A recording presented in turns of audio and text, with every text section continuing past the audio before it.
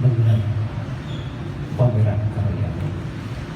Ini benar-benar sebuah acara yang mengembirakan saya, karena pada akhir-akhir ini seluruh daerah di Jawa Timur komunitas seni rupanya semangatnya luar biasa. Jadi mulai Pacitan, Ponorogo, Madiun, Jombang, Mojokerto sampai Gresik, kemudian Batu dan bahkan Banyuwangi akan menggelar pameran besar yang sifatnya nasional, yang kebetulan saya nanti menjadi narasumber di sana tanggal 12-nya untuk bicara. Ini benar-benar sesuatu yang membahagiakan. Sebelumnya saya perkenalkan saya Mas Video, saya pelukis kelahiran Pacitan yang sekarang tinggal di Tuban. Sampai hari ini saya sudah menggelar pameran tunggal ke-45 dan 45 kemudian saya selenggarakan di Korea Selatan. Dan sejak tahun 2018 kemarin saya diikat kontrak oleh manajemen Galeri Kukji, yaitu Mr. Kim Byung Suk. Galeri Kukji adalah galeri terbesar di Korea Selatan yang jatuh hati, bos besarnya jatuh hati dengan karya saya, kemudian mengikat kontrak 10 tahun dengan saya, yang mulai bulan Maret nanti saya oleh pemerintah Korea Selatan dibuatkan studio dan galeri di Jeju, Korea Selatan.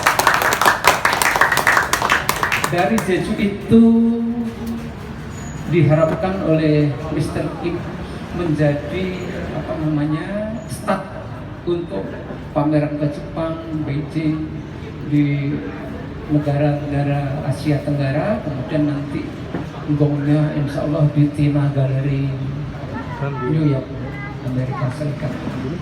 Saya mohon doanya kepada panjenengan sekalian, semoga itu semua bisa terwujud, sehingga siapa tahu nanti salah satu pelukis dari Bojonegoro ini nanti kemudian bisa mengikuti langkah saya.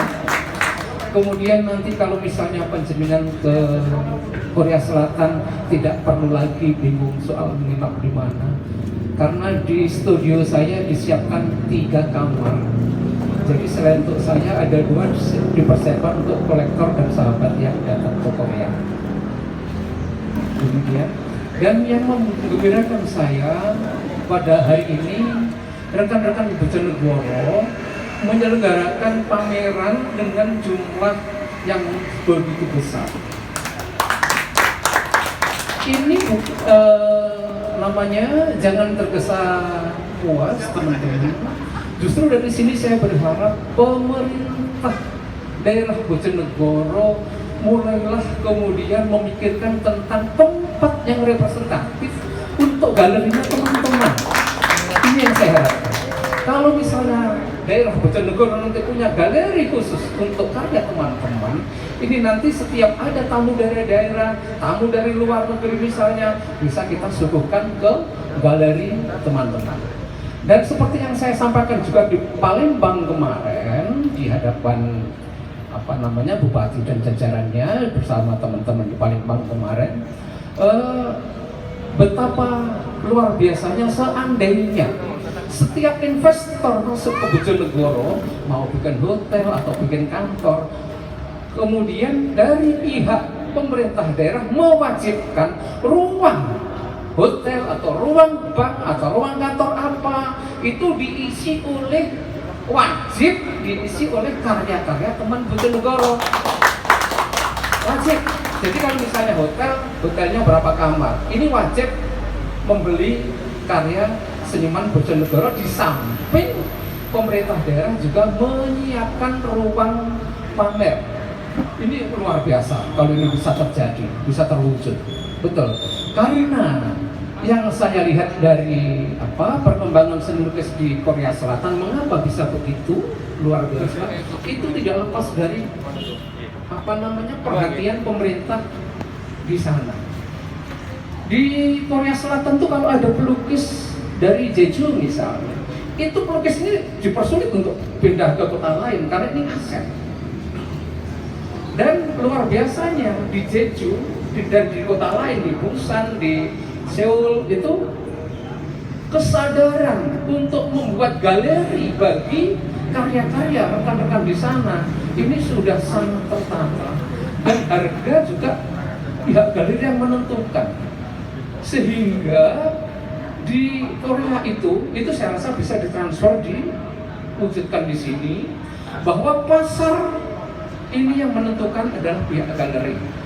Seandainya udah laku sekian kali, dinaikkan, sehingga nanti pelukis si A, si B, si C itu nanti pasarnya bisa jelas, bisa tertata, sehingga pelukis yang mana lukisan itu sekarang sudah menjadi komoditi yang bukan murah ya.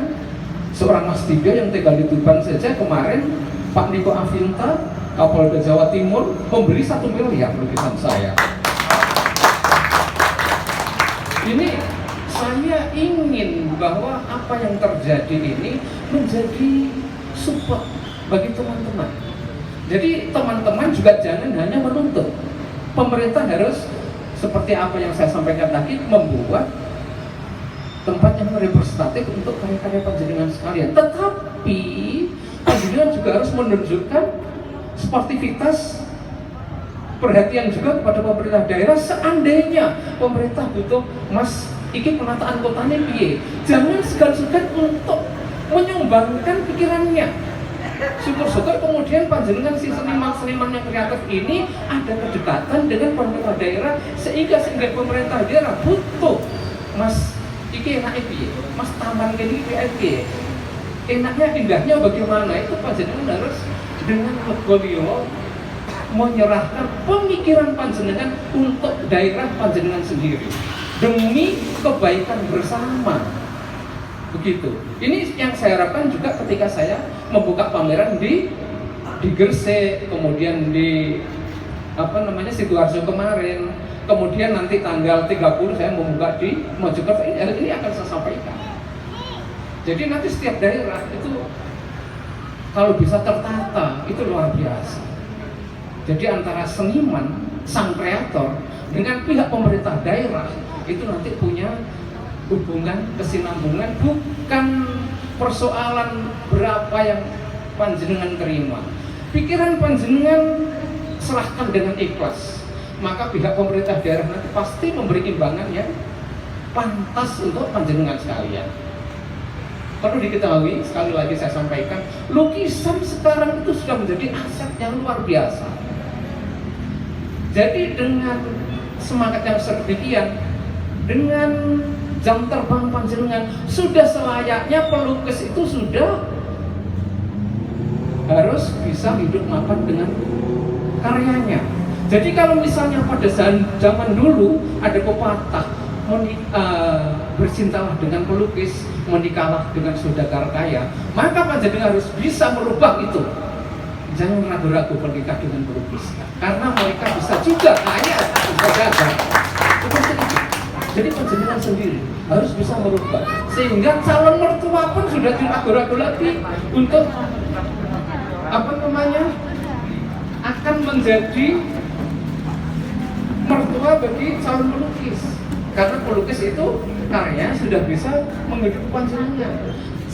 Zaman sekarang pelukis itu sudah tidak zamannya lagi kemudian anti pasar, menabuhkan pasar.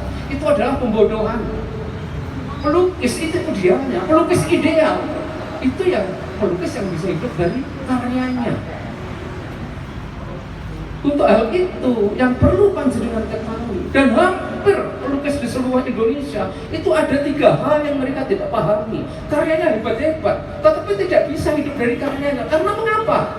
Mereka tidak memahami 3 hal yang harus dimiliki, yaitu manajemen, marketing, dan personality. 3 hal pokok ini harus panjenengan miliki semuanya, sehingga pelukis ini benar-benar menjadi warga yang istimewa bagi daerah di mana mereka tinggal. Pemerintah daerah bangga dengan hadirnya seniman di mana mereka hadir karena karyanya memang bisa dibanggakan. Jangan tergesa bermimpi tentang juta-juta, ratusan juta, puluhan juta. Dibangun dulu merek panjenengan. Karena lukisan bisa laku mahal itu karena mereknya sudah teruji.